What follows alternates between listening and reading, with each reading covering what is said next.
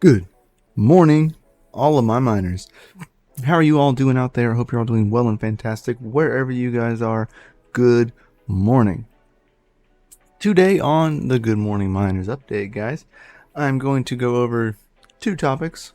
One, the whoops of the S9 that has cost me uptime, hash rate, coin, yeah, and it was due to my own error.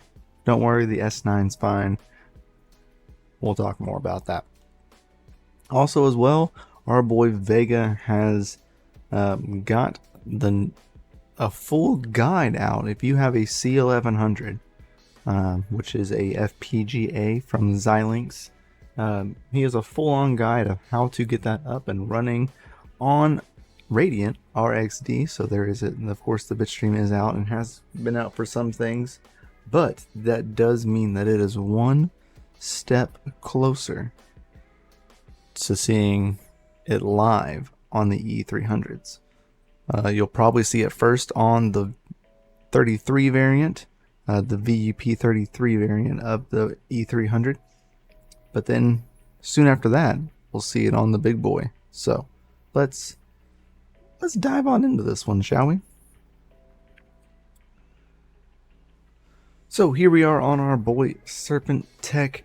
Now, big shout out to Serpent, because without him, we wouldn't be going to Mining Disrupt at the end of this month, guys. So be sure to like this video, subscribe to the channel, and push the bell notification so you have all of the notifications for when we are live, because we should be going live while we're down there. Plus, I'll be doing some videos while I'm down there for YouTube Shorts and etc. So make sure you do all that so you can stay informed. Now, head down into the description and you can find a discount code to go to Mining Disrupt from our boy Vega, and it helps him out as well. And you do get a little discount ongoing.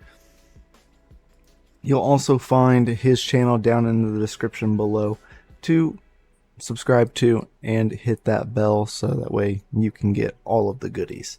But here on his channel there's two videos: the how to mine Radiant on FPGAs, the dummy guide, and as well the most efficient Radiant miner that FPGAs can seem to have to offer.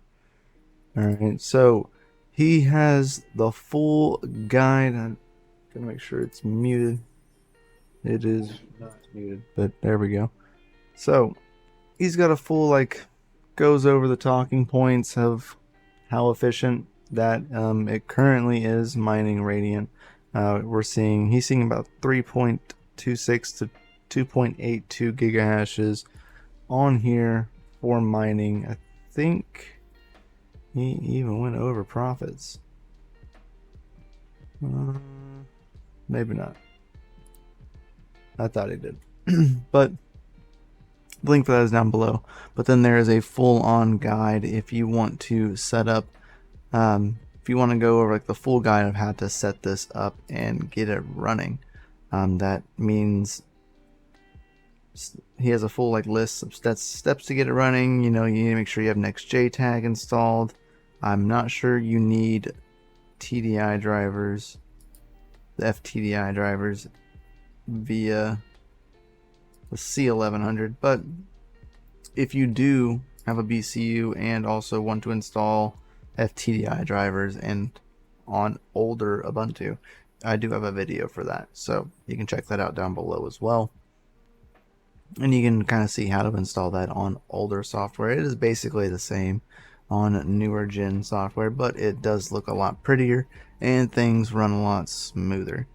I know that I am still currently running Ubuntu 19 on my FPGA rig, so only one step up from here.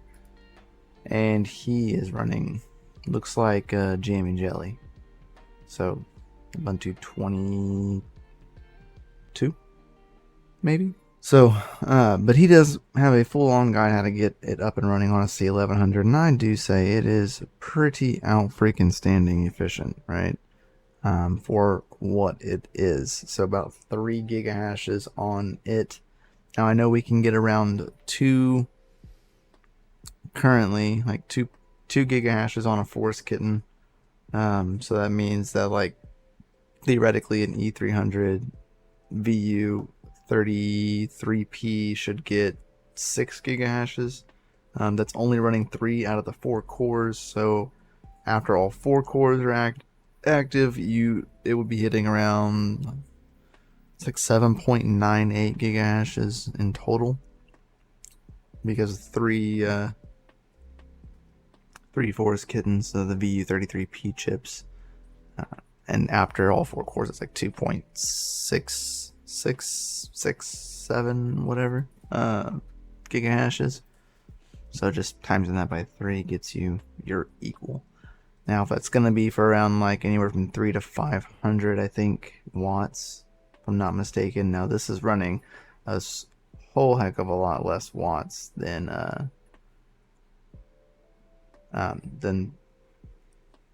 like a E300 would be. So pretty cool stuff. And if you do want an E300, guys, you can actually get a $300 off coupon code up until the end of this month.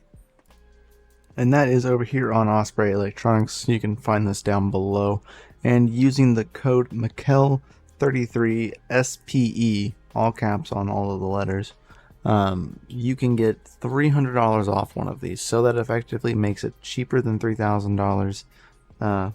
Barely, but still cheaper than $300. And the code does help out the channel. We would greatly appreciate it. And it's a really good value in my personal opinion. If I had the funds for one, I would honestly buy one, in my personal opinion. But I do not, and that is what it is. So let's go lottery miners, and let's get some E300s. Alright. Now, I don't know if any of you seen the YouTube short of here. Of course, we had an issue, and you know, I was working on some stuff and getting some measurements for the well house, for this wall right back here, and S9 was right there. You know, exhaust fans. There's the new upgraded fan that I got to install. The leak that almost destroyed my rigs, scared the crap out of me. But I went to move this, and I'm running BrainsOS, which I have to have the SD card in to run that. The SD card launched out the front of the thing and went down into the abyss that is back there, and I can't get it. Can't get the SD card, so my thing is not up and running. I have to buy a new SD card. Not really. I'm gonna find it. I need to move out that big deep freeze anyway and put it out for big trash day because it is broken. And yeah, that's where the new shelf is gonna go that we ordered, and all sorts of stuff. But the SD card fell down the hole, down the abyss. And yes, you can flash a S9's stock firmware with BrainsOS, but this one is old enough that does not work. I tried and tried and tried to flash it, and the stock firmware just still exists. So I boot from SD card every time, and yeah, SD card gone. It's a bummer. I think I have a spare sitting around here somewhere that I can maybe use in the meantime, but still, all of my configurations, all of my tuning profiles are gone. So yeah, it was a whoops, but it was a whoops on my part, and it is what it is. Nothing I can do about it. So it's forcing me to continue to do the things that I need to continue doing in order to install the new rack, or the new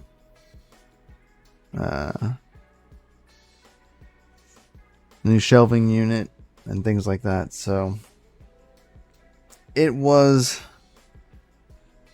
helpful, but not helpful at the same time. It's kind of a bummer.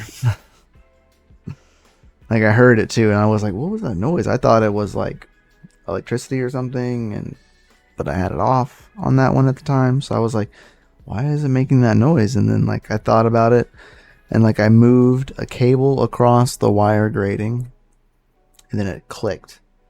And I was like, no, it did not. And then I reached my hand to the S9 and I feel back there, and there's no SD card back there. You couldn't feel it anymore.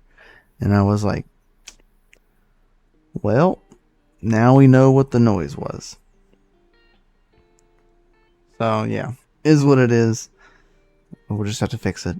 And that's that.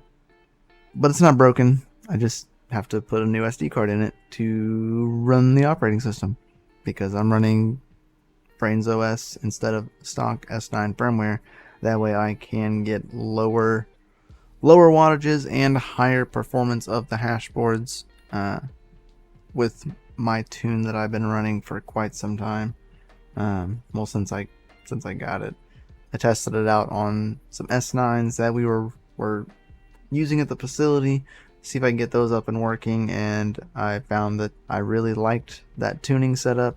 So I went out and found my S9 of my own, and I used those tuning settings that we went over. So it works pretty FA for almost 9 gigahashes for around 670 watts.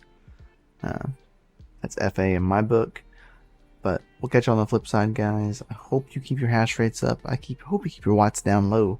And if you have lottery miners, good luck to any of you and all of you. We'll see you on the next one. Much love. Peace out. Stay savage. We'll see you on the next one.